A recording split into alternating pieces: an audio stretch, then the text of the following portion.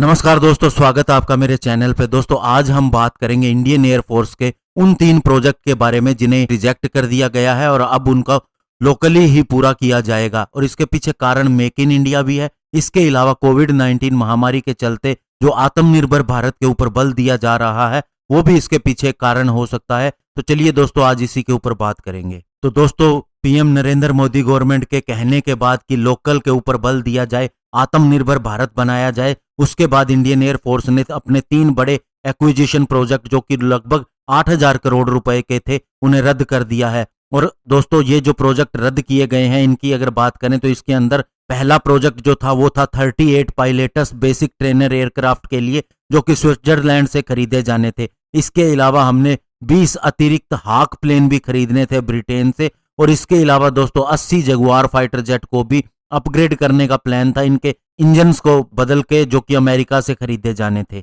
दोस्तों हमारे एयरफोर्स के चीफ आरकेएस भदौरिया ने एएनआई को इंटरव्यू देते हुए कहा कि हमारा पूरा प्लान था कि एडिशनल पायलटियस बेसिक ट्रेनर एयरक्राफ्ट खरीदे जाएं, लेकिन हमने उसे अभी बंद कर दिया है। इसके अलावा एडिशनल हाक्स की भी जरूरत थी जो हमने इस मूवमेंट पे बंद कर दिया है। इसके अलावा दोस्तों जगुआर को री इंजन करना था और इसके लिए सारा इंपोर्ट्स की तैयारी थी इंजन की, लेकिन हमने इस प्रोजेक्ट को भी रद्द कर दिया है। और इस पर उन्होंने कहा कि हम एचएएल को सपोर्ट करेंगे, हम देखेंगे कि इसके इंजन के अपग्रेड को लेके क्या किया जाना है, लोकली उस पर क्या चीजें अपग्रेड की जा सकती हैं और उसके बाद में कैसे ये परफॉर्मेंस को बढ़ाया जा सकता है, हम इसके ऊपर ध्यान देंगे। और दोस्तों जो 38 एडिशनल पायलटस बेसिक ट्रेनर का एयरक्राफ्ट खरीदे जाने थे इनकी कीमत 1000 करोड़ रुपए की थी और ये स्विट्जरलैंड से खरीदे जाने थे।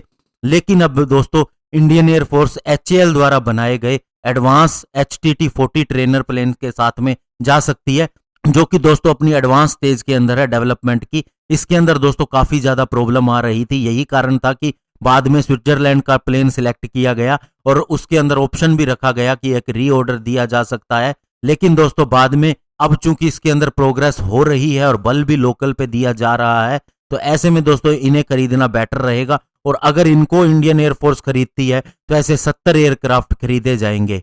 इसके अलावा दोस्तों हाक प्लेन की बात करें जिन्हें 20 की संख्या में खरीदा जाना था, इनकी कीमत 2000 करोड़ रुपए बनती थी और दोस्तों इनके ऊपर 3-4 सालों से ही बात चल रही है, लेकिन प्राइस के ऊपर बात बन नहीं रही थी। तो अब दोस्तों जब ऑप्शन ये सोच ही लिया कि हमें लोकली सारी चीज करनी है, तो ऐसे में उन्होंने सोचा इतने लंबे समय से क्यों नेगोशिएशन करनी है, जो भी देखेंगे लोकली इसका ऑप्शन देखेंगे और उसको छोड़ दिया गया। और दोस्तों जो जहां तक जगुआर की बात है री इंजन करने की, पहले तो हमने इसे डेरिन 3 स्टैंडर्ड तक अपग्रेड किया था, लेकिन अब चूंकि इसे नए इंजन के साथ बदला जाना था तो ये इंजन अमेरिका की हनीवेल कॉरपोरेशन से लिया जाना था और इस प्रोजेक्ट को भी अब दोस्तों बंद कर दिया गया है। अब दोस्तों ये देखना जरूरी होगा कि क्या इंजन की समस्या को हम इंजन से ही सोल्व करते हैं या उसके अंदर कोई और चीज अपग्रेड करते हैं, ये देखना जरूर रहेगा, क्योंकि एयरक्राफ्ट तो हम बना सकते हैं लेकिन इंजन के अंदर हमें सफलता नहीं मिली है। तो ऐसे में दोस्तों ये एक शुरुआत हो चुकी है और अब हमारे दिमाग में ये क्लियर है कि हमें मेक इन इंडिया